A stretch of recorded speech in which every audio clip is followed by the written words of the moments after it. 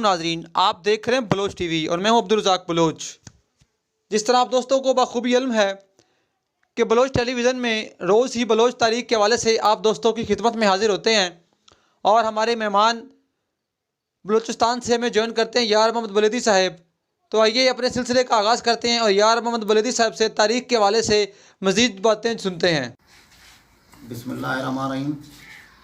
मैं यार Mohammad Baloch daily Baloch history लेकर बलोच टीवी में हाज़िर होता हूँ। आज 1550 से लेकर शुरू करते हैं, लेकिन आज का जो मेरा उन्वान है वो है कोराई, क्योंकि वहाँ तक हम पहुँच चुके थे। काफ़ी दोस्तों को पता नहीं है कि कोराई क्यों बलूचिस्तान में नहीं है। उसकी वजह यह है कि मैंने कल परसों आपको बताया था पहले कि जब बंटवारा हुआ था तो मीर जलाल ख़ान के टाइम में तब कोराई रंद के साथ था। उसके बाद भी मीर शेख खान के साथ था, जो मीर चाकर आज़म का वालिद था, और गोराम खान का जो वालिद था नोदे बंदक, उसके साथ होत था। इस बंटवारे में ईरान की तकरीबन जो प्रॉपर्टी थी मीर जलाल ख़ान ने वो होत को और लाशारी को दे थी। उस इलाके का नाम पहले मैं आपको बता चुका हूँ कि लाशार था, और लाशार के बाद वहाँ के अब मुख्तलिफ नाम है जो पहले मैं आप दोस्तों के गोशगुजार कर चुका हूँ। तो कोराई ने कोई लड़ाई नहीं की रंद की तरफ से, ना उसने अपने भाई का साथ दिया। तो जब जंग चली तो वो एक मकरान की साहिली पट्टी के साथ में, यानी कि आज का गवादर, वहाँ एक दो नदियाँ होती थी, वहाँ जाके बैठ गया। नदी को कौरी बोला जाता है बलूची में, कौरी इस वजह से जो थोड़े बहुत वहाँ पे हैं वो कौरी कहलवाते हैं, लेकिन बाकी तकरीबन भाग गए। कोई किसी भी कोराई की आज भी कोई बलूचिस्तान के अंदर बिल्कुल तकरीबन, मैं तो समझता हूँ 0% है, लेकिन मेरे तारीखदान लिखते हैं कि उनकी कुछ जो है प्रॉपर्टी अभी भी मौजूद है। लेकिन मेरे नुक्ते नज़र से मैं अपनी बात करता हूँ, दोस्तों की नहीं करता। अगर मेरा कोई कोराई भाई नाराज़ हो जाए तो पहले मैं उनसे माफ़ी चाहता हूँ, तारीख बताती है, मैं नहीं बोलता। तो वहाँ पे कौरी की कोई मिल्कियत नहीं है। वो बैठ के खाली ये मार्का देख रहा था, जनाब चाकर आज़म का, जनाब मीर गोराम खान लाशारी साहब का, वो देख रहा था। इस वजह से कोराई वहाँ पर तकरीबन नहीं है।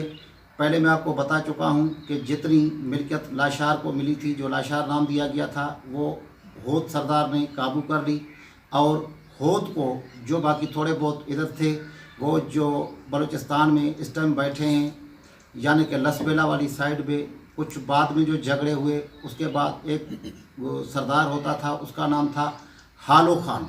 आजकल जहाँ मौजूदा जो वज़ीर आला बलूचिस्तान है जाम कमाल खान, ये उसके ख़ानदान से, ये ख़ुद को हालियानी बलोच कहते हैं, लेकिन ये भी जेनवन असल में ये भी होते हैं। तो मुबारक बलोच साहब रिंद साहब लिखते हैं कि जी कोराई की होत की कौन कौन सी ब्रांचें हैं। मुझे काफ़ी दोस्तों ने टेलीफोन भी किया हुआ है, इस वजह से मैं आपको गोशगुजार करता चलूँ।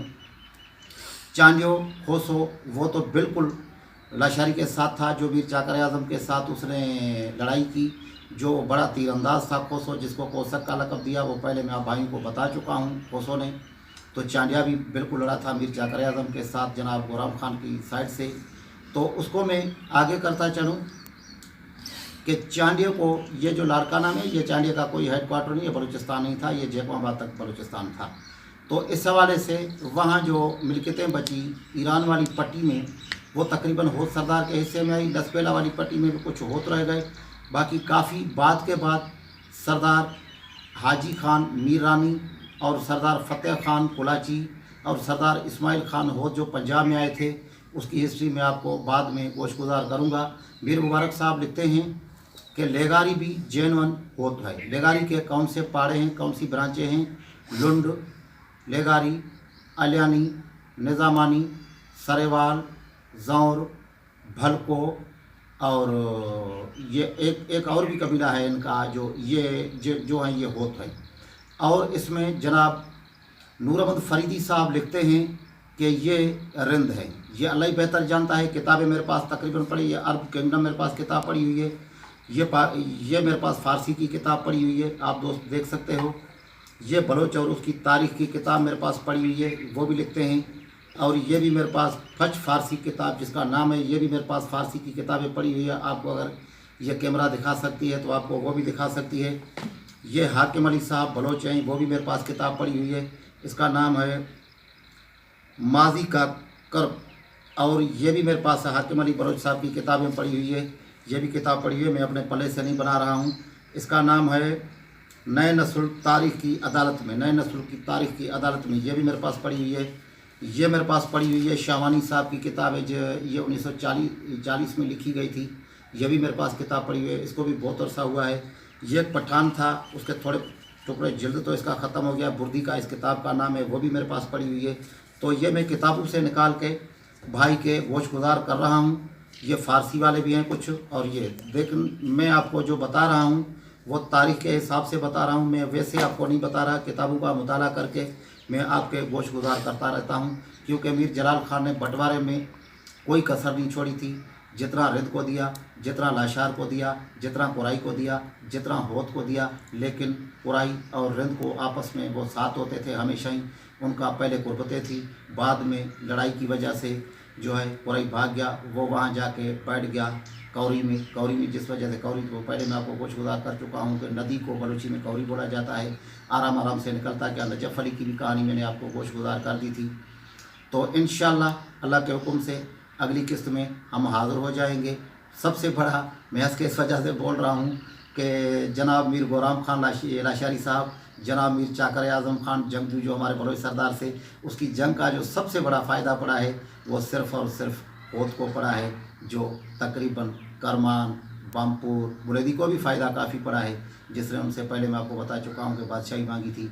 तकरीबन वो मकरान पर अबू सईद के ख़ानदान ने भी की, ओमान में भी की, सब जगह पे की। इंशाल्लाह अगली किस्त में मैं भाइयों के साथ फिर हाज़िर हो जाऊँगा। अस्सलाम वालेकुम। साईं बलोच बाबा बलोच।